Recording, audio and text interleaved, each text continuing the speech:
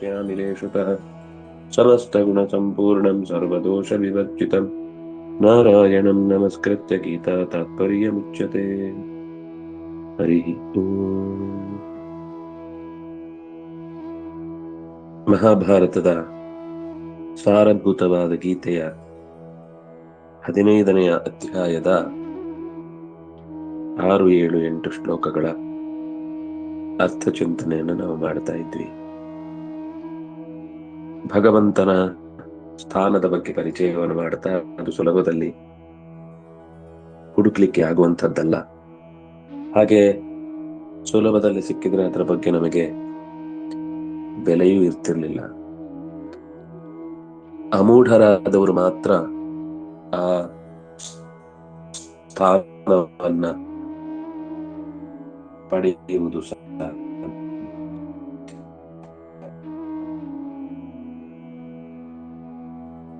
ಮೌಢ್ಯ ಸಾಮಾನ್ಯವಾಗಿ ಕೇವಲ ಶಾಸ್ತ್ರದ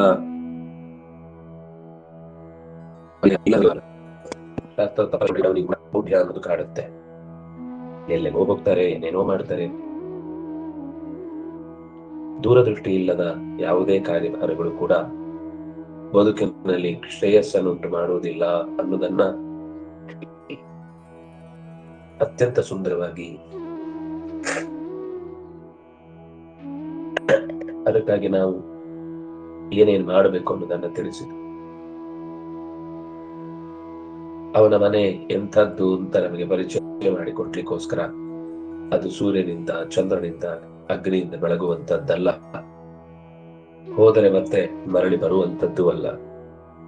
ಯಾಕಂದ್ರೆ ಸ್ವರ್ಗದ ಬಗ್ಗೆ ಮಾತನಾಡುವಾಗ ಕ್ಷೀಣೆ ಪುಣ್ಯ ಮರ್ತ್ಯಲೋಕಂ ಶಾಂತಿ ಅಂತ ಮಾತಾಡ್ತಾ ಈ ತನ್ನ ಅನುಗ್ರಹದಿಂದ, ಎಲ್ಲವೂ ಅವನ ಅನುಗ್ರಹದಿಂದಲೇನೆ, ಆದ್ರೂ ಈ ವಿಶೇಷವಾದ ಸ್ಥಾನವನ್ನ ಪಡೆಯುವ ಹೊತ್ತಿಗೆ ಆತನಿಗೆ ಆಯ್ಕೆಯಲ್ಲಿ ಇರಬೇಕಾದ ಎಚ್ಚರ ಏನು ಅಂದ್ರೆ, ಮರಳಿ ಬರ್ಲಿಕ್ಕುಂಟೋ ಅಥವಾ ಇಲ್ಲೇ ಕೊನೆಯಾಗಬೇಕು ಪ್ರಯಾಣ ಅಂತ. ಪ್ರಯಾಣ ಕೊನೆಯಾಗಬೇಕು ಅಂದ್ರೆ ಗೀತೆಯನ್ನ ಆಶ್ರಯಿಸಬೇಕು.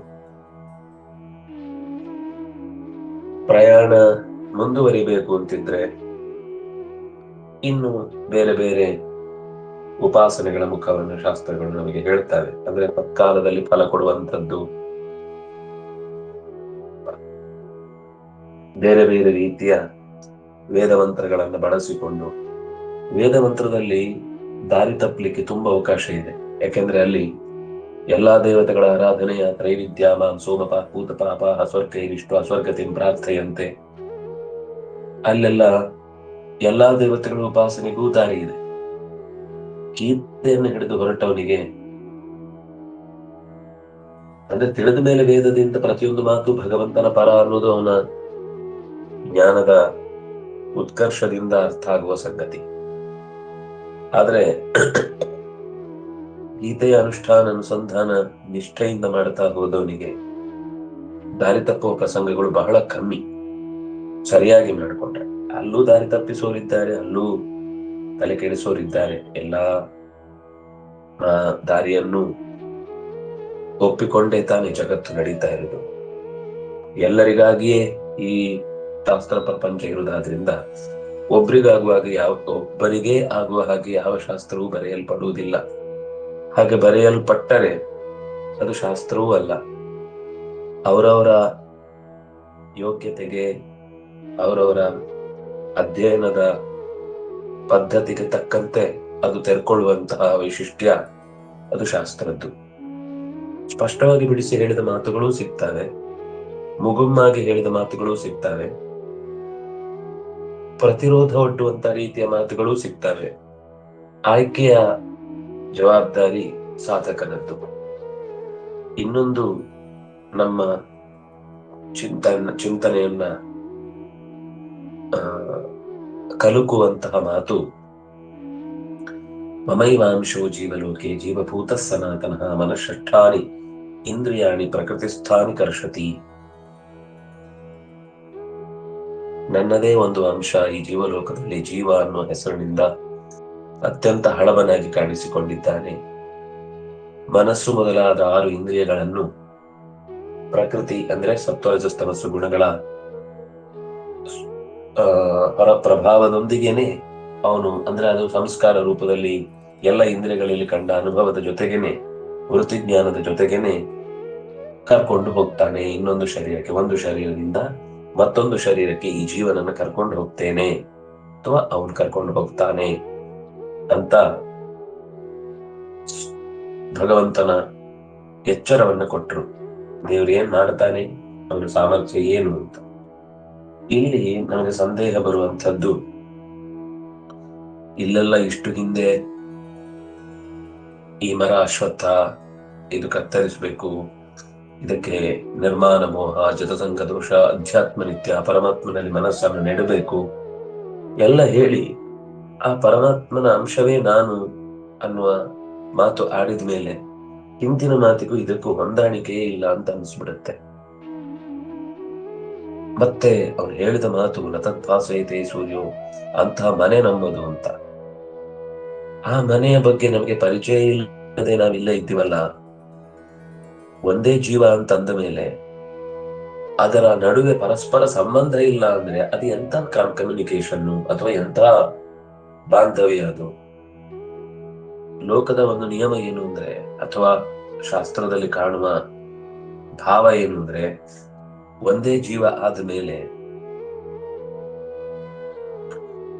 ಆ ಜೀವ ಬೇರೆ ಬೇರೆ ಶರೀರದಲ್ಲಿ ಇದ್ದಾಗ್ಲೂ ಕೂಡ ಒಂದಕ್ಕೊಂದು ಪರಸ್ಪರ ಗೊತ್ತಿರಬೇಕು. ಈಗ ಯುಧಿಷ್ಠಿರ, ವಿದುರ, ಆಮೇಲೆ ಯಕ್ಷ, ಹೀಗೆ ಜಾಂಬವಂತಹ, ಹೀಗೆ ಹಲವು ರೂಪಗಳಲ್ಲಿ ಯಮನ ಅವತಾರದ ಕಥೆಯನ್ನು ನಾವು ಕೇಳ್ತೇವೆ. ಅಲ್ಲಿ ಮೂಲ ರೂಪಕ್ಕೆ ಮತ್ತು ಅವತಾರ ರೂಪಕ್ಕೆ ಸಂಬಂಧ ಇದೆ, ಅದು ನಮಗೆ ಗೊತ್ತಾಗುತ್ತೆ. ಆದ್ರೆ ಏನು ಅಂದ್ರೆ, ವಿಶೇಷವಾದ ಪ್ರಾರಬ್ಧದಿಂದ ಅನುಭವಿಸುವ ಸುಖ ದುಃಖಗಳ ವಿಷಯದಲ್ಲಿ ಎಲ್ಲವೂ ಮೂಲದ ಜೊತೆಗೆ ನೆನಪಿರಲ್ಲ. ಯಾವಾಗೋ ದೇವರು ನೆನಪು ಮಾಡಿಸಿದ್ರೆ ನೆನಪಾಗತ್ತೆ. ಸಂಕರ್ಷಣನಿಗೆ ಅಥವಾ ಬಲರಾಮನಿಗೆ ಪ್ರಲಂಬಾಸುರನನ್ನು ಸಂಹಾರ ಮಾಡುವಾಗ ಅಥವಾ ಅವನಿಂದ ದಾಳಿಗೊಳಗಾದಾಗ ಒಂದು ಕ್ಷಣ ಮರ್ತು ಹೋಗುತ್ತೆ ತನ್ನ ಈ ಸಾಮರ್ಥ್ಯ ಏನು ಅಂತ. ಆವಾಗ ದೇವರು ನೆನಪು ಮಾಡ್ತಾನೆ, ಮತ್ತೆ ತನ್ನ ಮೂಲ ರೂಪದ ಜೊತೆಗೆ ನೆನೆದು ಪ್ರಲಂಬನನ್ನ ಸಂಹಾರ ಮಾಡ್ತಾನೆ. ಇದು ಅಂಶಗಳಲ್ಲಿ ಇರುವಂತಹ ಒಂದು ವಿಶೇಷ ಗುಣ. ಆದ್ರೆ ಈ ಜೀವನಿಗೆ ಎಂದೂ ಕೂಡ ತನ್ನ ಅಗಾಧತೆಯ ಪರಿಚಯ ಇಲ್ಲವೇ ಇಲ್ಲ. ಮತ್ತೆ ಎಚ್ಚರದಿಂದ ಅವರು ಹೇಳುವ ಮಾತೇನು, ಅಂಶಕ್ಕೂ ಅಂಶಿಗೂ ವ್ಯತ್ಯಾಸವೇ ಇಲ್ಲ ಅಂತ ಬಾಯಿ ಬಿಟ್ಟು ನೇಹನಾನಾಸ್ತಿ ಕಿಂಚನ, ಭಗವಂತನ ರೂಪಕ್ಕೆ, ಅವತಾರಕ್ಕೆ, ರೂಪಕ್ಕೆ, ಗುಣಕ್ಕೆ, ರೂಪಕ್ಕೆ, ಅವಯವಕ್ಕೆ ಎಲ್ಲೂ ಕೂಡ ವ್ಯತ್ಯಾಸ ಇಲ್ಲ ಅಂತ ಬಿಡಿಸಿ ಹೇಳಿದ್ದಾರೆ. ಇಷ್ಟು ಹೇಳಿದ್ಮೇಲೆ ಅಂಶವೇ ನಾನು ಅಂತಂದ್ರೆ ಈ ವ್ಯತ್ಯಾಸ ಇಲ್ಲ ಅನ್ನೋದನ್ನ ಎಲ್ಲಿ ಅರ್ಥ ಮಾಡಬೇಕು ಅಂತ ಗೊಂದಲ ಉಳಿದು ಬಿಡುತ್ತೆ. ಹಾಗಾಗಿ ಶಾಸ್ತ್ರದಲ್ಲಿ ಹೇಳಿದ ಮಾತು ಸುಮ್ಮನೆ ತಲೆ ಅಲ್ಲಾಡಿಸೋರಿಗೆ ಯಾವುದೇ ವಿಷಯವನ್ನು ಅದು ಬೋಧಿಸುವುದಿಲ್ಲ.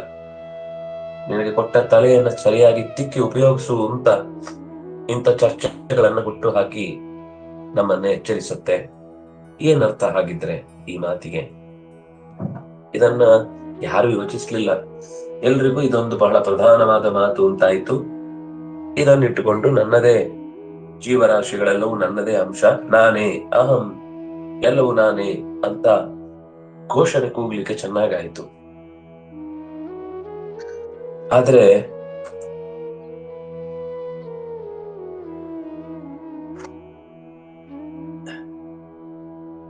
ಜೀವನನ್ನ ಕರ್ಕೊಂಡು ಹೋಗ್ತಾನೆ ಅಂತ ಹೇಳುವಾಗ ಕರ್ಕೊಂಡು ಹೋಗೋನು ಇನ್ನೊಬ್ಬ ಇರ್ಬೇಕಲ್ಲ, ಇಲ್ಲಾಂದ್ರೆ ಇವನೇ ಹೋಗ್ಬೋದಿತ್ತಲ್ವ. ಇವನನ್ನ ಯಾಕೆ ಇನ್ನೊಬ್ರು ಕರ್ಕೊಂಡು ಹೋಗ್ಬೇಕು ಅನ್ನೋದೊಂದು ಪ್ರಶ್ನೆ ಬರುತ್ತೆ. ಹಾಗಾದ್ರೆ ಈ ಅಂಶ ಅಂದಕ್ಕೆ ಏನ್ ಅರ್ಥ ಅಂತ ವಿಚಾರ ಮಾಡಿದ್ರೆ, ನಾವು ಲೋಕದಲ್ಲಿ ಮಾತನಾಡುವಾಗ ನಿನ್ನ ಹತ್ರ ಒಂದು ಅಂಶದಷ್ಟಿದೆ ನನ್ನ ಮನೆ ಅಂತ ಹೇಳ್ತೇವೆ. ನಾವು ಒಬ್ಬನ ಮನೆ ನೋಡ್ತೇವೆ, ಮನೆ ನೋಡಿ ತುಂಬಾ ಚೆನ್ನಾಗಿದೆ, ಭಾರಿ ಚೆನ್ನಾಗಿದೆ, ಅದ್ಭುತವಾಗಿ ರಚಿಸಿದ್ದೀರಿ ಅಂತ ನಾವು ಹೊಗಳ್ತೇವೆ. ಆಗ ಅವನು ವಾಪಸ್ ಹೇಳ್ತಾನೆ, ಅಯ್ಯೋ ಇದು ನಿಮ್ಮನೆ ಒಂದ್ ಅಂಶವೂ ಅಲ್ಲ, ಇದ್ರೆ ಒಂದ್ ಅಂಶ ಇರ್ಬೋದಷ್ಟೇ ಅಂತ ಹೇಳ್ತಾನೆ ಅವನು. ಹಾಗಾದ್ರೆ ಏನು, ನಮ್ಮ ಮನೆಯ ಒಂದ್ ಅಂಶ ಅವ್ರ ಮನೆಗೆ ಹೋಗಿ ತುಂಡಾಗಿ ಕೂತಿದೆ ಅಂತ ಅರ್ಥನಾ? ಎಷ್ಟು ಸಂಪತ್ತು ಅಂತ ಕಂಡ್ಬಿಟ್ಟಾಗ ಅವನು ಹೇಳ್ತಾನೆ, ಅಯ್ಯೋ ನಿಮ್ಮ ಬಿಸ್ನೆಸ್ ನ ಒಂದ್ ಅಂಶವೂ ಅಲ್ಲ ನನ್ನ ಬಿಸ್ನೆಸ್. ಅಂದ್ರೆ ಅವನ ಬಿಸ್ನೆಸ್ ಇವನ ಬಿಸ್ನೆಸ್ ಬೇರೆನೆ, ಆದ್ರೆ ಒಂದ್ ಅಂಶ ಅಂತಂದ್ರೆ ಅದರಲ್ಲಿ ಒಂದು ಭಾಗದಷ್ಟು ಮಾತ್ರ ನನ್ನದಿರುವುದು, ಅದು ಬೇರೆನೆ ಭಾಗ. ಯಾವುದೋ ಮನೆಯಲ್ಲಿ ಚೆನ್ನಾಗಿ ಅಡಿಗೆ ಮಾಡ್ತಿರ್ತಾರೆ, ಒಳ್ಳೆ ಆತಿಥ್ಯ ಮಾಡ್ತಾರೆ, ಮನೆ ತುಂಬಾ ನೀಟಾಗಿ ಇಟ್ಕೊಂಡಿರ್ತಾರೆ.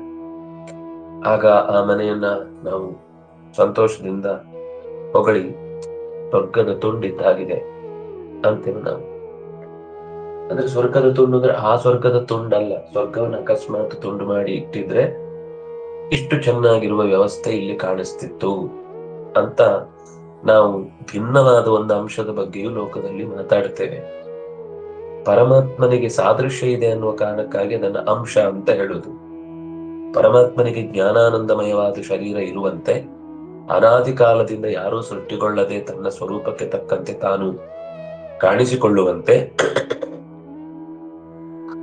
ಭಗವಂತನಲ್ಲಿ ಸಾಮ್ಯ ಇರುವುದರಿಂದ ಪರಮಾತ್ಮನ ಒಂದು ಅಂಶ ಅಂದ್ರೆ ಅದು ಭಿನ್ನಾಂಶವನ್ನ ಹೇಳಿದ್ದು. ತಮೇವಾದ್ಯಂ ಪ್ರಪದ್ಯೇತ ಕೆಳಗಡೆ ತಾತ್ಪರ್ಯದಲ್ಲಿ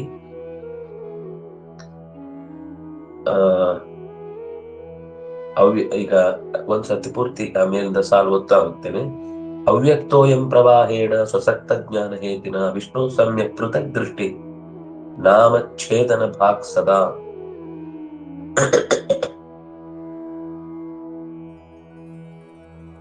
ಭಗವಂತನ ನಾಮಸ್ಮರಣೆಯಿಂದ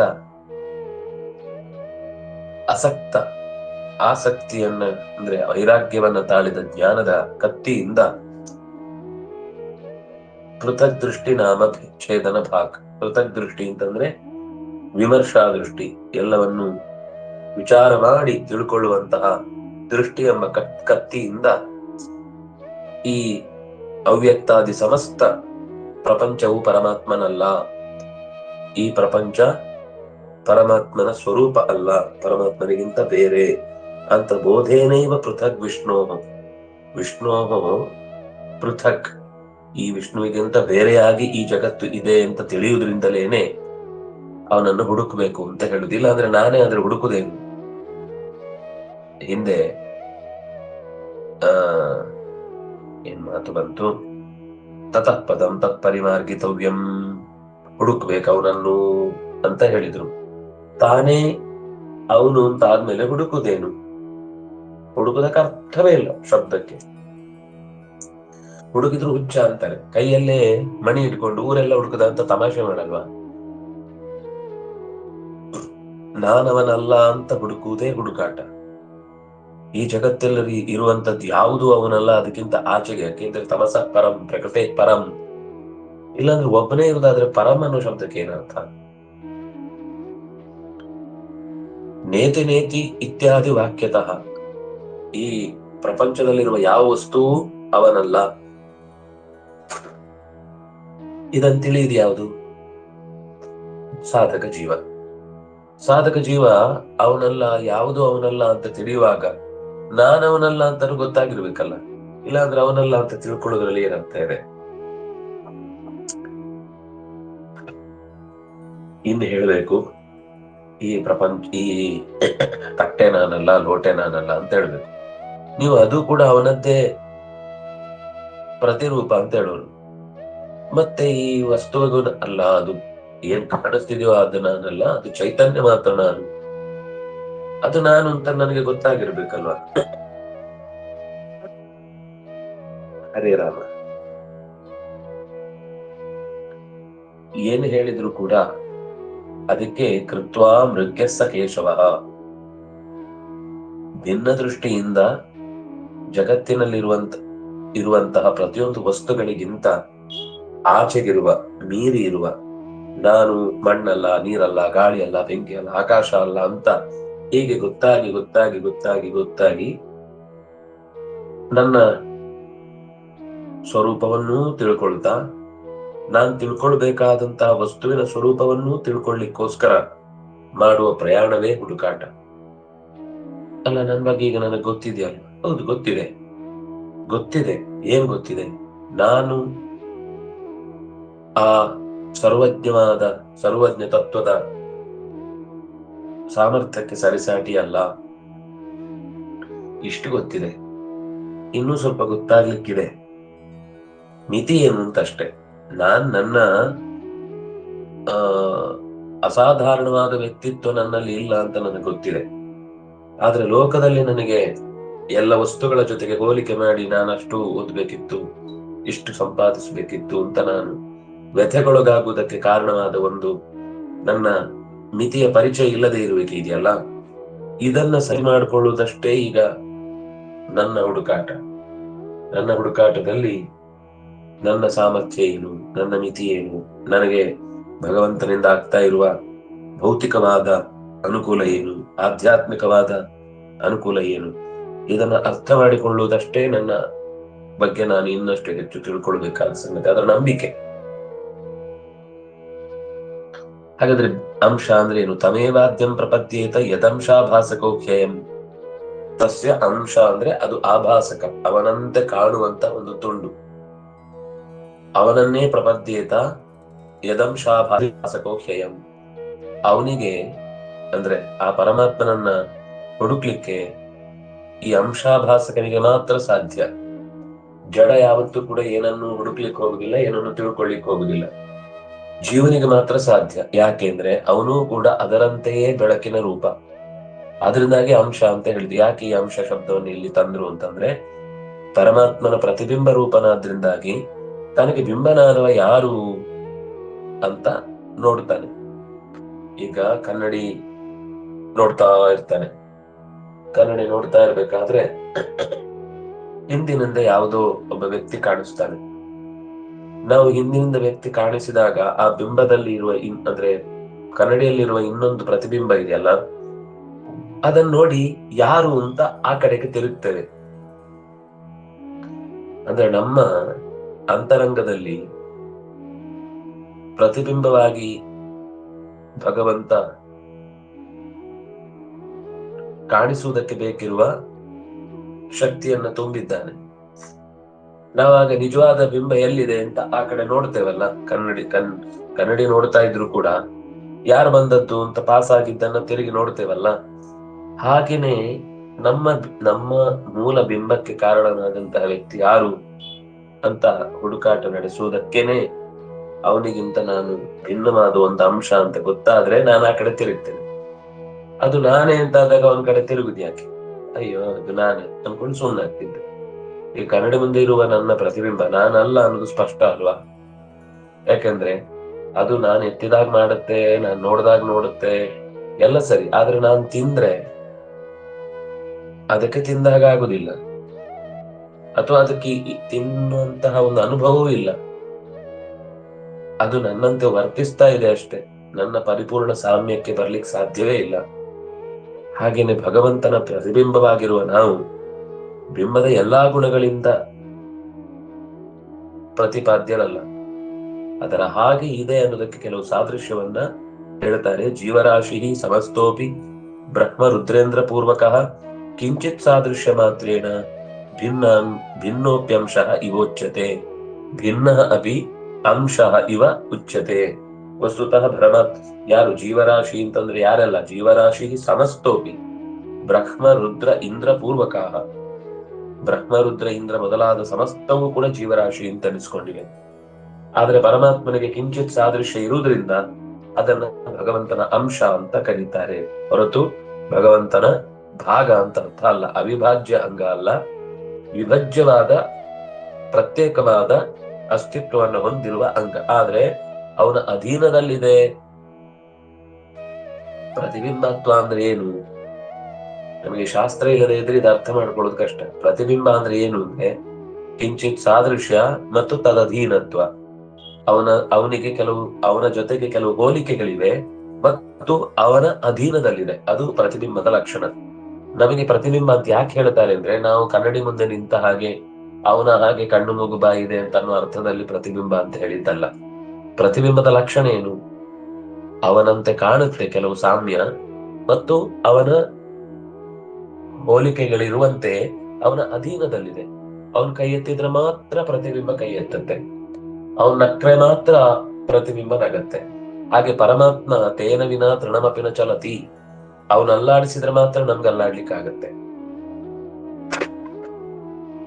ಇಲ್ಲ ನಾನೀಗ ಅಲ್ಲಾಡ್ತಾ ಇದ್ದೇನೆ, ಅದ್ ಯಾರು ಮಾಡ್ತಿದ್ದಾರೆ ಅಂತ ನಮ್ಗೆ ಹೀಗೊಂದೇನೋ ಸಣ್ಣ ಪುಟ್ಟ ಹುಚ್ಚು ಪ್ರಶ್ನೆಗಳು ಬರಬಹುದು. ಆದ್ರೆ ಒಳಗಿನಿಂದ ಅವನ ಪ್ರಚೋದನೆ ನಮ್ಗೆ ಬೇಕಾದ್ದು ಆಗುತ್ತೆ, ಬೇಡವಾದ್ದು ಆಗುತ್ತೆ. ಬೇಕಾದ್ದು ಆಗದೇ ಇದ್ದಾಗ ಗೊತ್ತಾಗುತ್ತೆ ನನ್ನ ಅಧೀನದಲ್ಲಿ ನಾನಿಲ್ಲ ಅಂತ. ಎಷ್ಟೋ ನಮ್ಮ ಅಧೀನಕ್ಕೆ ತಕ್ಕಂತೆ ಅದು ನಡೆಸುತ್ತೆ. ಯಾಕೆಂದ್ರೆ ಈ ಜೀವಕ್ಕೂ ಒಂದು ಅನುಭವ, ಸ್ವಾತಂತ್ರ್ಯದ ಅನುಭವ ಉಂಟಾಗ್ಲಿ ಅಂತ.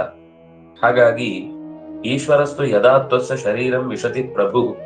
ಈಶ್ವರ ಯಾವಾಗ ಇವನಿಗೆ ಹೊಸದಾಗಿ ಸಾಧನೆಗಾಗಿ ಸಿಕ್ಕ ಶರೀರದ ಒಳಗೆ ಪ್ರವೇಶಿಸ್ತಾನೋ, ಆಗ ಪ್ರವೇಶಿಸುವಾಗ ಮನಃಷ್ಠಾನಿ ಇಂದ್ರಿಯಾಣಿ ಪ್ರಕೃತಿ ಸ್ಥಾನಿ ಕರ್ಷತಿ. ಒಂದು ಶರೀರದಿಂದ ಇನ್ನೊಂದು ಶರೀರಕ್ಕೆ ಕರೆದೊಯ್ಯುವಾಗ ಪ್ರಕೃತಿ ಸ್ಥಾನಿ ಮನಃಷ್ಠಾನಿ ಇಂದ್ರಿಯಾಣಿ, ಪ್ರಾಕೃತಿಕವಾದಂತಹ, ಯಾಕೆ ಆ ಪ್ರಕೃತಿ ಸ್ಥಾನಿ ಅಂತ ಶಬ್ದ ಕೊಟ್ರು ಅಂದ್ರೆ, ಈ ಮನಸ್ಸು ಮತ್ತು ಉಳಿದ 5 ಇಂದ್ರಿಯಗಳು ಜೈವಿಕವಾದದ್ದು ಇದೆ. ಆದ್ರೆ ಜೈವಿಕವಾದದ್ದು ಮಾತ್ರ ಅಲ್ಲ, ಇನ್ನೊಂದು ಶರೀರಕ್ಕೆ ಹೋಗುದು ಭೌತಿಕವಾದದ್ದು ಹೋಗುತ್ತೆ ಅಂತ ಹೇಳಲಿಕ್ಕೋಸ್ಕರ ಪ್ರಕೃತಿ ಸ್ಥಾನಿ ಅಂತ ಶಬ್ದವನ್ನ ಬಳಸಿದ್ರು.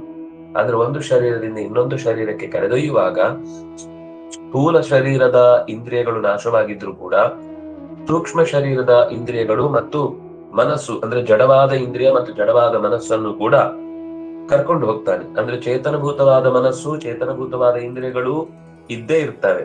ಅದಿಲ್ಲದೆ ಇದ್ರೆ ಈ ಜಡಭೂತವಾದ ಮನಸ್ಸು ಮತ್ತೆ ಇಂದ್ರಿಯಗಳು ಇರ್ತಿರ್ಲಿಲ್ಲ. ಈಗ್ಲೂ ನಮಗೆ ಕಣ್ಣು ಅಂತ ನಾವು ಏನು ಮುಟ್ಟಿಕೊಂಡು ನೋಡ್ತೇವೆ, ಅದು ಕಣ್ಣು ಕೆಲಸ ಮಾಡುವಂತಹ ಗೋಲ, ಅದೇ ಕಣ್ಣಲ್ಲ. ಅದು ಸೂಕ್ಷ್ಮ ರೂಪದಲ್ಲಿ ಇರುವಂತದ್ದು, ಸೂಕ್ಷ್ಮ ಶರೀರದಲ್ಲಿ ಇರುವಂತದ್ದು. ಆದ್ರೆ ಸೂಕ್ಷ್ಮ ಶರೀರದ ಅಂದ್ರೆ ಚೇತನಮಯವಾದಂತಹ ಶರೀರದ ಜೊತೆಗೇನೆ ಚೇತನಕ್ಕೆ ಅಂಟಿಕೊಂಡಿರುವಂತಹ ಅನಿರುದ್ಧ ಶರೀರದಲ್ಲಿರುವಂತಹ ಪ್ರಾಕೃತಿಕವಾದಂತಹ ಕಣ್ಣು, ಮೂಗು, ಬಾಯಿ, ಮನಸ್ಸುಗಳನ್ನು ಪರಮಾತ್ಮ ಅತ್ಯಂತ ಸೂಕ್ಷ್ಮ ಸ್ಥಿತಿಯಲ್ಲಿ ಪ್ರಾಣನ ಜೊತೆಗೆ ಒಂದು ಶರೀರದಿಂದ ಇನ್ನೊಂದು ಶರೀರಕ್ಕೆ ಕರೆದೊಯ್ತಾನೆ ಅನ್ನುವ ಮಾತನ್ನ ನಿರೂಪಣೆ ಮಾಡಿದ್ರು ಅನ್ನೋದನ್ನು ನಾವಿಲ್ಲಿ ಇವತ್ತು ನೋಡಿದ್ದಾಯ್ತು.